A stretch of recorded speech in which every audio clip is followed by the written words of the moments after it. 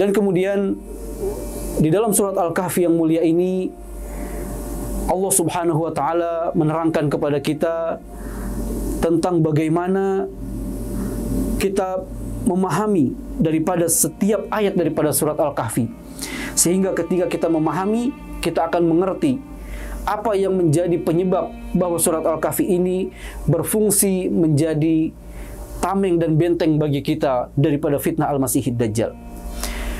Di dalam surat Al-Kahfi ini disebutkan oleh Allah Subhanahu wa taala ada 4 kisah yang sangat luar biasa, yang setiap kisah di dalamnya memiliki hikmah yang sangat besar dan memiliki pelajaran yang akan mengantarkan kita kepada sebuah pemahaman bahwa Dajjal adalah fitnah terbesar dan bagaimana cara menghadapinya. Yang pertama adalah kisah Ashabul Kahfi.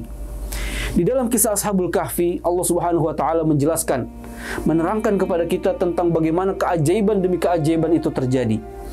Bagaimana pemuda Ashabul Kahfi tertidur di dalam gua yang memiliki waktu yang begitu lama. Tertidur di dalam gua dalam jangka waktu yang sangat-sangat lama.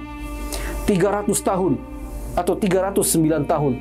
Dan ini adalah sebuah keajaiban. Sesuatu yang tidak masuk dalam akal manusia secara akal atau secara pemahaman kebanyakan manusia.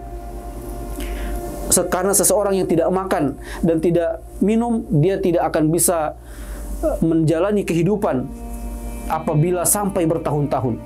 Ya, seseorang yang tidak makan dan tidak minum sampai ratusan tahun tidak akan mungkin bisa hidup. Tapi yang terjadi pada Ashabul Kahfi, mereka sehat walafiat.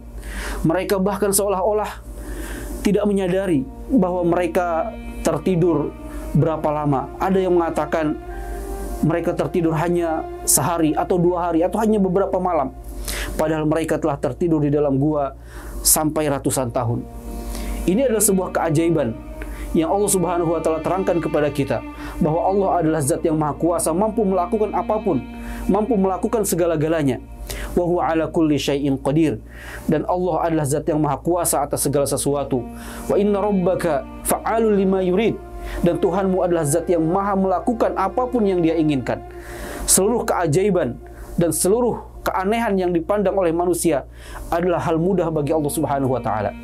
Ketika seorang mukmin memahami bahwa Allah Subhanahu wa taala maha kuasa, maha segala-galanya, maha mampu melakukan apapun yang Dia inginkan, maka ketika dia bertemu dengan Dajjal, maka dia tidak aneh.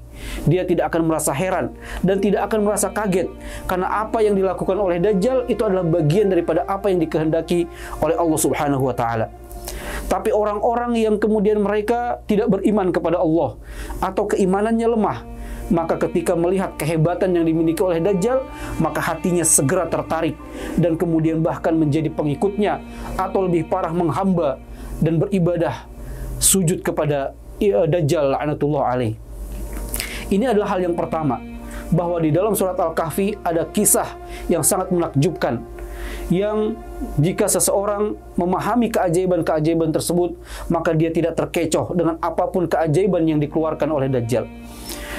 Demikian juga bahwa di dalam surat Al-Kahfi Allah Subhanahu wa taala berfirman, qayyiman liyunzira ba'san syadidan min ladunhu, bahwa Allah Subhanahu wa taala menyiapkan azab yang pedih pada hari kiamat bagi orang-orang yang ingkar. Maka ketika dia melihat hal-hal yang dilakukan oleh Dajjal dalam menyiksa, membunuh, merusak dan menghancurkan manusia, maka mereka tidak akan takut dan gentar. Karena apa yang dilakukan oleh Dajjal itu tidak seberapa dibandingkan dengan apa yang akan terjadi pada hari kiamat dari azab Allah Subhanahu wa taala. Allah Subhanahu wa taala berfirman, la yu'adzibu 'adzabahu ahad, bahwa ketika Allah menyiksa maka tidak ada siksaan yang sama dengannya.